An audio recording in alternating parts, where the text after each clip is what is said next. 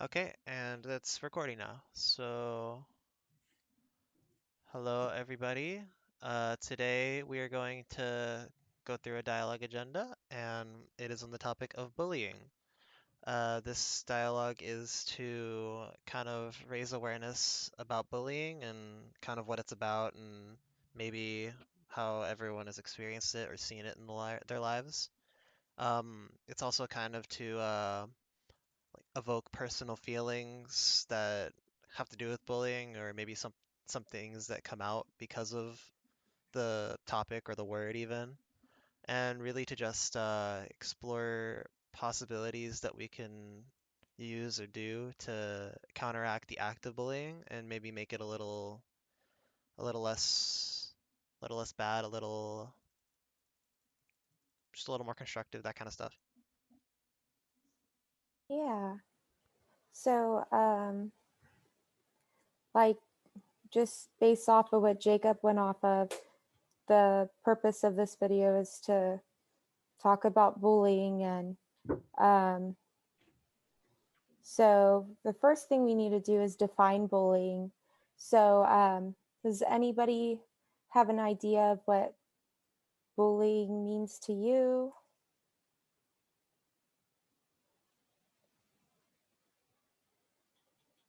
I think anybody could be a bully.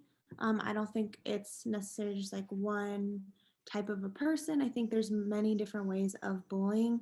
Um, so I feel like bullying is really defined just by like the type of person you can be, and like sometimes just an attitude like can come off as like a bully. There's many different characters of bullying. Mhm. I think something that also contributes to bullying is the influence that certain people have on other people who copy what how other people act. So if they see one of their friends bullying someone, they might join in without honestly having a reason to. Yeah. And it's definitely like I kind of see bullying also as like a power kind of thing. So usually people who have like higher power, whether it's like in the workforce or even at school with kids who have like a bunch of friends that are in that friend group who like to bully others and put other people down. It's kind of developed through that way. And like there are different ways to bully, whether it's in the workforce, like I said, cyberbullying can happen, um, like through the internet and stuff like that. And it could definitely take a toll on like people in many different ways, from like childhood to now, you know. Yeah, to reflect on like what Nico said, cyberbullying, it also doesn't have to be just be like one person, like a Instagram, social media platforms necessarily are like a cyberbullying. It doesn't just have to be like that one person. The way we perceive, influencers and things we see on social media about our lives, that's like bullying. And that's honestly to ourselves sometimes. Mhm. These are some really good points about bullying, and we even went into cyberbullying. So for the purpose of this meeting, which is bullying, um, I guess we need to go over our roles as a facilitator. So um, yeah, none of us we're just pretty much defining that I guess talking over our ideas of bullying, and none of us are experts. So we're just going to create a safe environment, which pretty much we'll respect each other's opinions. And yeah.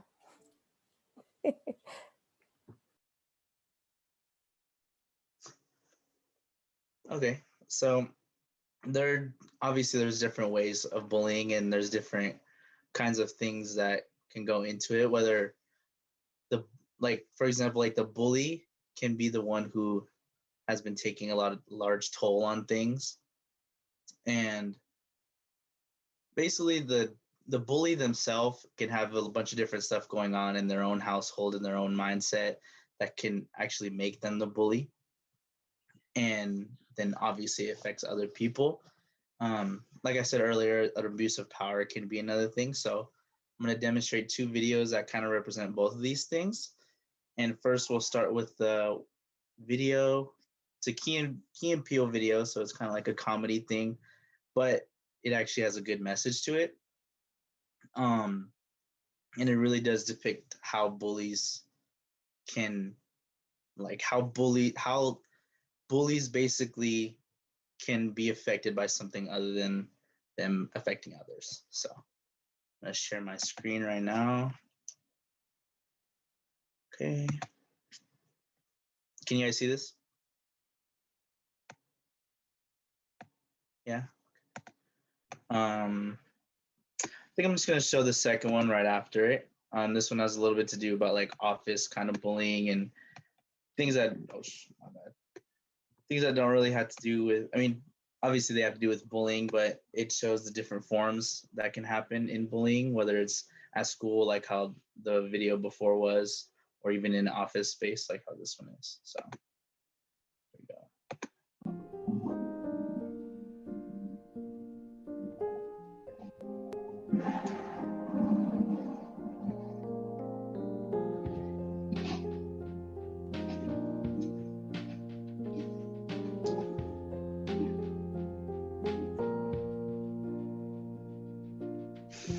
All around me are familiar faces, worn out places, worn out faces, bright and early for their daily races, going nowhere, going nowhere.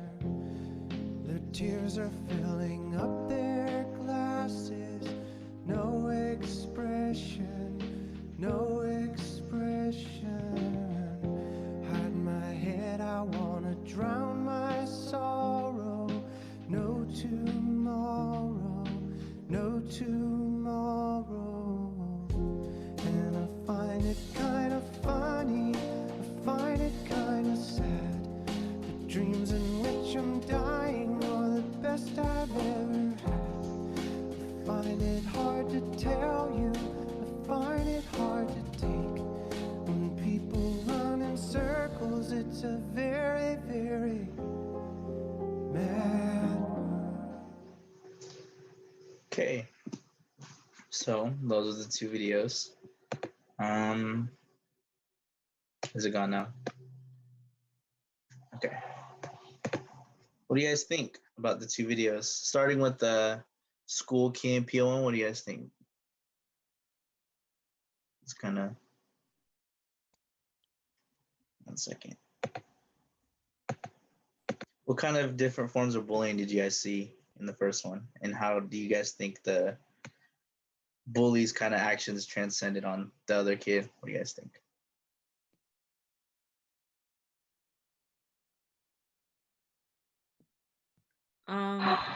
Like, was that mine? Anyway. No, I'm just asking a question. It's just Oh, okay. I think two different forms of bullying that I saw were verbally and physically when he grabbed the guy by his shirt towards the end. That was more of a physical type of bullying, while the other kind was more verbal, calling him a bitch, saying that he's like gay and all that. So yeah, those are the only two that I found. Yeah. And I thought it was kind of interesting because even though it was like a kind of like a comedy skit, they really showed like, they really demonstrated like the internalized feelings like a bully can have and how it can affect others. Because Well, the other kid wasn't even doing anything, you know? yeah, that's actually like mostly why kids bully other kids to begin with. It's usually because they have problems themselves that they don't know how to act upon correctly, so they take it out on other people, or they're abused at home by their parents, and they just they just unknowingly internalize it and just release it on someone else at home. Yeah. Definitely. Does anyone else have anything else? If not, we can move on to the next video. Just I have something to say. Mhm. So when I was watching that video, it made me think of how in like a normal workspace, if something were to happen, you could just like go to HR and like they could have you fired or charged for something. It's a lot more simple in a workspace. So I was just wondering, well, why don't people do that at school? And the sad part is people do. Sorry. No, it's like I was gonna say people do that at school, and like they nothing happens. Like Mm-hmm. the bullying continues. Like besides like giving them a small punishment or a slap on the wrist, like Yeah. you can't really punish them in a way to make them stop. Yeah. I feel like especially in like middle school, high school, like counseling isn't really that important, if that makes sense. Not that it's not important, but they don't really take it seriously. As opposed to maybe college, but still, you never know. And now, um, reporting like usually the bullies tend to threaten the kids that they're bullying. Like if you tell anyone, I'll do this like after or something like that. But also, I've kind of noticed that it's more of a societal problem too because now kids are kind of taught that that telling on someone when they're bullying you is kind of like a soft thing to do, and like if you do it Mm-hmm. weak and like parents say, oh, you got to fight back, like if they hit you, hit them back harder and all Yeah. that. And that's also a thing that kind of prevents like bullying being like fully solved because you're basically teaching these kids that it's not okay to tell someone when someone else is hurting them, and that they'd rather that and then that the best option is for them to just start getting abusive with each other rather than Mm-hmm. like, looking for someone for help. But like they're kids, it's like what are they gonna do, you know? Yeah, like kind of like how somebody would be like, "Don't be snitching," you know what I mean? Mhm. Like, don't be a snitch. But yeah, and it's kind of interesting that the two videos are put together because obviously they're way different. Because you would in the first video with the kids, you would think like, oh, like he has internal problems at home. But the next video, they're adults, so it's like, what's really going on there? And what I think it's just like an abuse of power. They have their own like hierarchy above the younger people, not the younger people, but like the people below them. Mhm. And I thought that was really like crazy to see because that happens everywhere, and people don't even people sometimes people are a little too scared to go to HR about it because then they'll just be maybe even be more demonetized throughout the workspace, you know. Because like for me at where I work in like a state job and I'm like just a student there. So a lot of the times like we see like micromanaging between like the supervisors, and it's like kind of messed up. Like my friend the other day, like he's getting in a huge like ordeal with the supervisors because they're basically like asking him to time his bathroom breaks. And it's like, what are you like? You're really gonna time me for going to bed? Like, it's just crazy stuff. Like crazy how easy it is for people who are above you. It's crazy how easy it is for people who are above you to bully the people that are lower than them. So yeah, I thought that was pretty interesting. Does anyone else have any thoughts about the second video? Yeah, so I think Nico, going off of what you said, I think you brought up a great point because I think people do tend to think of bullying just being kind of in a classroom setting. And, when you're in school, there's not much you can do about being bullied. But I think, especially with these bigger corporations like Amazon and stuff, you hear of people like, not getting proper like PPO and stuff in order to have a safe work environment. And it's like, what are you going to do about it? Um, yeah, it's kind of sad because Yeah, definitely. if you bring it up to corporate, I guess they just hire new people. So you don't want to complain. Yeah, Yeah, that's the scary thing right now. A lot of people are like, the more paperwork managers have to go through, it tends to be like more work. So it's more, you're becoming a hassle to them, which yeah, is like really unfair.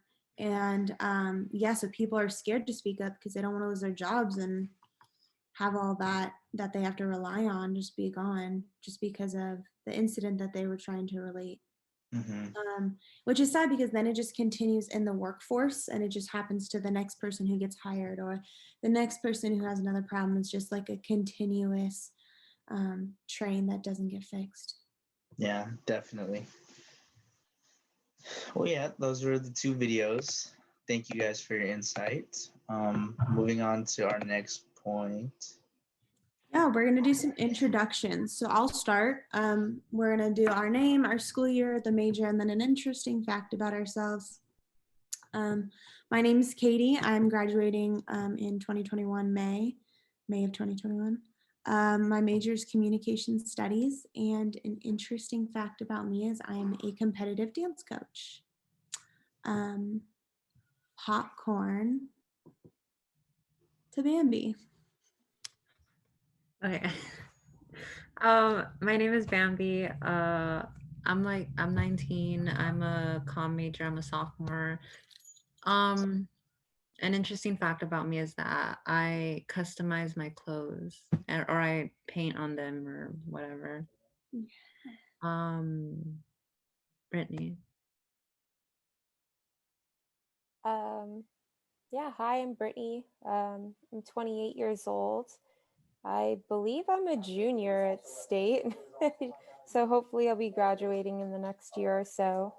An interesting fact about me would be that I guess I've been teaching pottery for about 10 years now.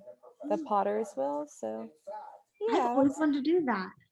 oh, yeah. Well, I teach it if you ever want to learn. That's awesome.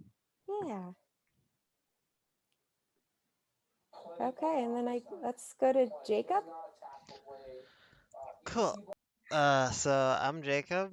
I think the easiest way to describe the year I'm in is this is my second year here at SJSU, so that's yeah. My major is theater arts, and I have a comm minor, so mixing those two together. And an interesting fact about me is I'm actually double jointed, so I can do this with my elbow. That's so cool. Yeah. Yeah, Nico. Okay. Well, my name is Nico, obviously. School year, I'm a junior right now. I'm 20 years old. I just transferred from a junior college, Sierra College in Sacramento. So this is like my first year at SJSU. I think I said that I'm graduating in 2024. And yeah, my major is also communications. So hopefully get that soon. Keep grinding these couple years out and be done with it. Um, Interesting fact about me.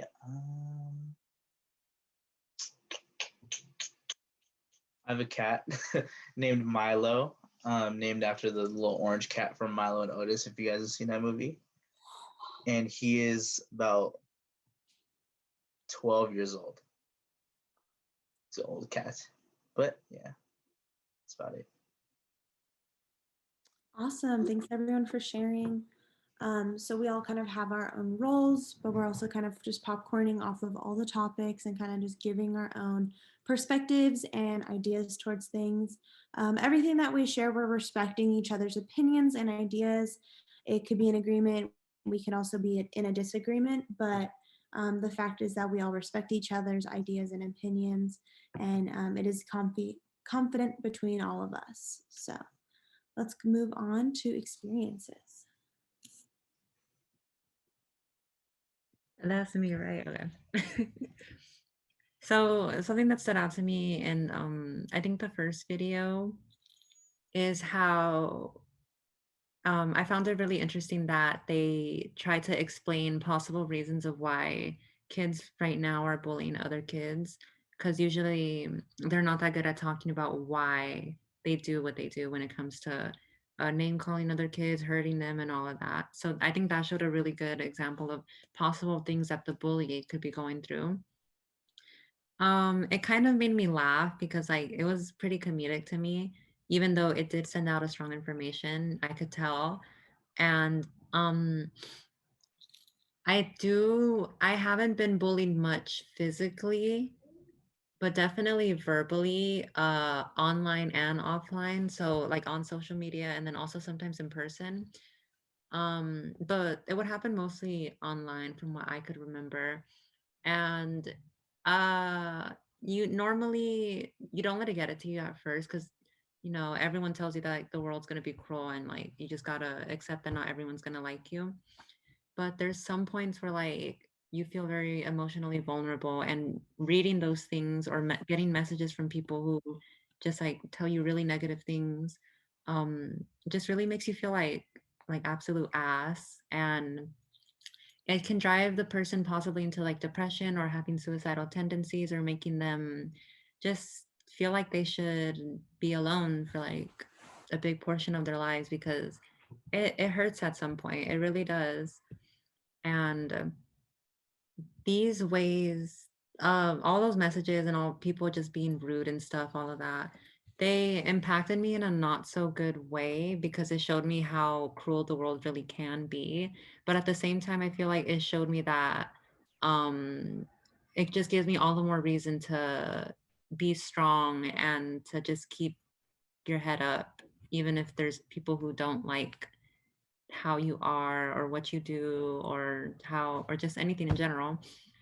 And I think a relationship between society and bullying is that society does invoke bullying in some aspects by, as I stated earlier, there's actually a good example of why kids these days don't really go to parental figures when it comes to bullying, because normally it's like society tells them like, oh, you're being a baby, or you need to toughen up, or you're like being a bitch and all of that, and they don't want to seem that way. They don't want to seem weak, because weak shows that they're vulnerable and gullible to a lot of things, so they prefer to internalize it, and that in turn could make that person a bully themselves, or things could get physical between them. And yeah.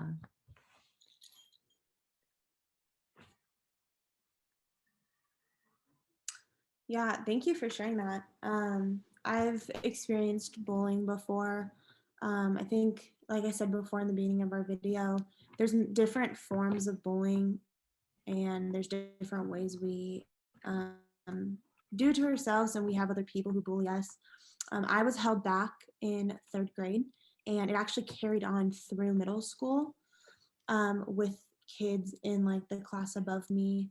And it was like really hard, and I had to go through like therapy.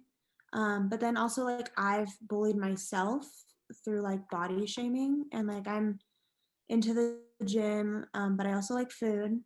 And so like, I've bullied myself into like seeing what um, influencers and like what our social media pages are supposed to look like, and like deprived myself on like what I was supposed to be doing, and like that was bullying to me. And like I learned and I figured it out, and I think that's like a big relationship between society and bullying, is that they do go hand in hand, whether it's in-person bullying or it's bullying to yourself or it's social media bullying. I mean, everything goes hand in hand with that. It's impacted my life, but I'm a better person from it. I've learned a lot. I'm a stronger person because of the people who did bully me, and I look at myself in a different way now. And so like there's little things like that have like definitely changed my life and helped like impact my life for the better. So Thank you for sharing that, Katie. And kind of, I don't know how I can really go off of that, just because like I wasn't really like bullied per se, but more of just left alone, I guess. Like no one would really interact with me, or like just, you know, be the person to talk to me. Like I I I guess I don't know if that could be in a way categorized as bullying, just like um not interacting with someone in general and leaving them be alone.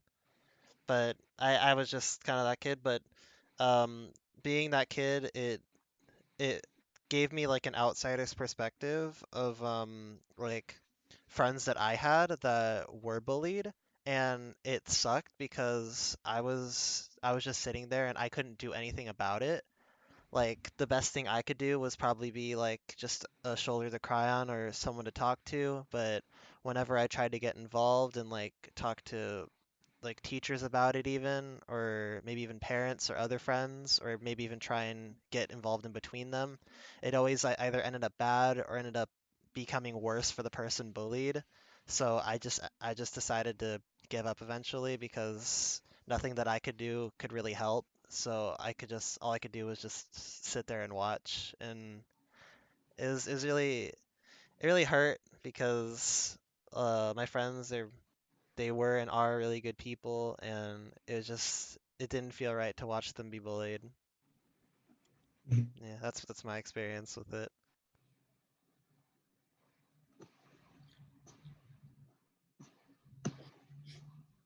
Yeah. Um, I guess I can go next. So yeah, I guess I started getting bullied in third grade, and it kind of just continued on until I would say like halfway through high school. But yeah, I used to get pushed down the stairs and called fat and all that. And um, yeah, and I think like something Katie was saying, I did start to self internalize things. Um, I became vegan and, would skip meals just because I was really self conscious. And um, yeah, I guess school wasn't always great, but I think it just sort of made me a little bit stronger over time. And um, yeah, sorry. Well, yeah, thank you for sharing. I think those are actually really good points, especially about like the like kind of self-sabotage deal. I feel like that could happen with a lot of people. You maybe even the bullies themselves, and that's never good either. Um, yeah, I feel like at a lot of points in our lives, whether we're bullied or maybe even not, if whatever we're going through, I think a lot of times self-sabotage can definitely happen, and it's never like a good feeling. You don't want to feel bad about yourself. You don't like it's hard um just putting yourself down and not understanding why, you know. And yeah, that kind of carries on into the next topic about um why it might be beneficial to talk about bullying. There obviously what we've all talked about throughout this entire presentation, there are plenty of different reasons why it's beneficial. Yeah. 'Cause like how the videos were, like it could happen whether in the workforce when we're all grown up or even in school, like how many of us have different examples about, you know. And I think it's really important to try and teach like younger generations, like, okay, it's okay to tell somebody like that you're going through something, you know. Mhm. 'Cause, like we've all talked about it, like people, the little snitches get stitches kind of quote people try to say when we're young, like that's not okay, you know. Like if you're really hurt about something, then you should try to talk about it. But did someone have something to say? Add? Yeah, I feel like visions and actions actually go together, honestly, because actions is what are some ways that we can do right now to take our first steps in addressing bullying. And I think a lot of that just comes to like putting ourselves in there and like being like a roadblock between bullying.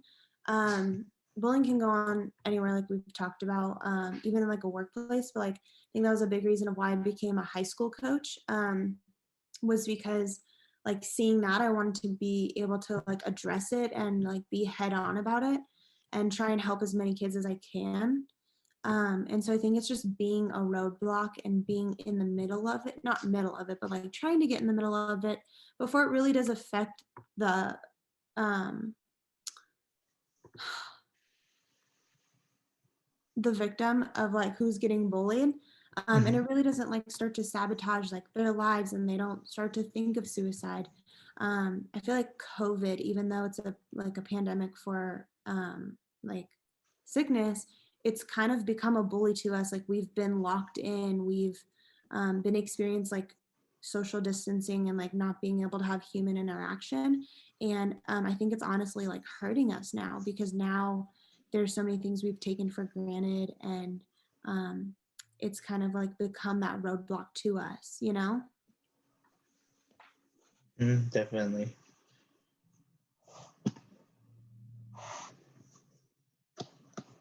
Katie, you brought up a good point. I think if more adults would kind of just kind of interact while it's going on and correct the problem, I think a lot of situations like in the future would be prevented. And just because it is scary for students to come up and say, oh, this person's been, you know, antagonizing me or bullying me, because they're scared of what might happen. And I think if they kind of, see an adult kind of intervene, it'll make them, I don't know, a little more kind of willed to speak up, or yeah. Yeah. No, Yeah. and like in doing that, like if I like confront in a situation that I have, like if I do have to like confront, I'm a very like face-to-face person. Like there's no like pulling one student into another room and pulling the other student into the other room. Like face to face, let's talk this out. But then even like during and after, not punishing the bully where then it's just going to continue even worse, or in the silence, like like yes, a slap on the wrist, like they still need to do detention, or they still need to get in trouble and learn their lesson, but it's not going to affect them so much to continue to be that person. You guys feel where I'm coming from? It's eventually just going to start to help them become a roadblock for somebody else who's getting bullied. Definitely. And I also feel like just taking things more seriously, because at my job, like we go over like hazing and sexual harassment, but it's never like we're brought in and we really need to talk about it. We're sent this little program to watch like a little training about it, and then that's it. I feel like those kind of videos don't really help as much as like physical, like speaking with each other, saying like, okay, like, how are you? How are you feeling? Like, just basically like just simple checkups, whether it's in the workforce or even in school, because I feel like bullying is always just thought of it as just like, hey, don't do that. You're not supposed to do that. And then whenever someone gets like caught doing it, it's like, okay, like you guys saying, it's a slap on the wrist. You go to detention, maybe get like, whether in the workforce, like you just like taken off leave for a couple of days. It's not taken as seriously because it really affects. It should be taken seriously because it can affect the victim in many different ways, like we said. But yeah.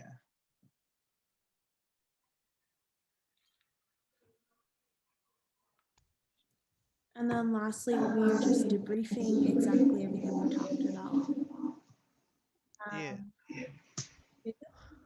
Yeah, so I think it's important that we kind of take everything that we talked about today and just kind of maybe come out with a sort of conclusion about like what stood out.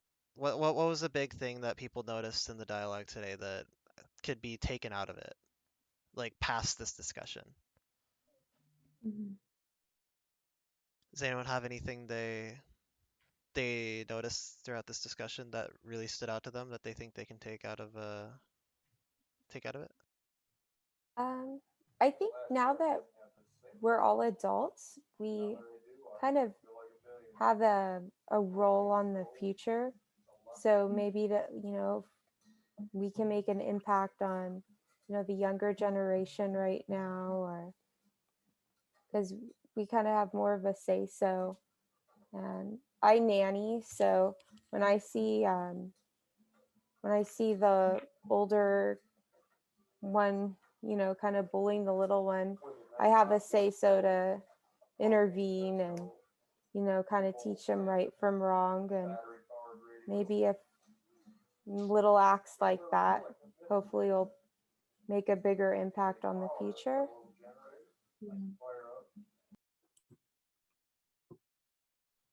Yeah. Yeah. Eh, anyone else, or could we just sit on that? I think that was an awesome presentation, guys. I think we really hit spot on with bullying, and I appreciate everybody being vulnerable about their stories and their opinions. I respect you all, and I thank you guys for being open. Yeah. Yeah. Thank you. Of course. Thank you guys. All right, I'm gonna stop recording now. Peace. I was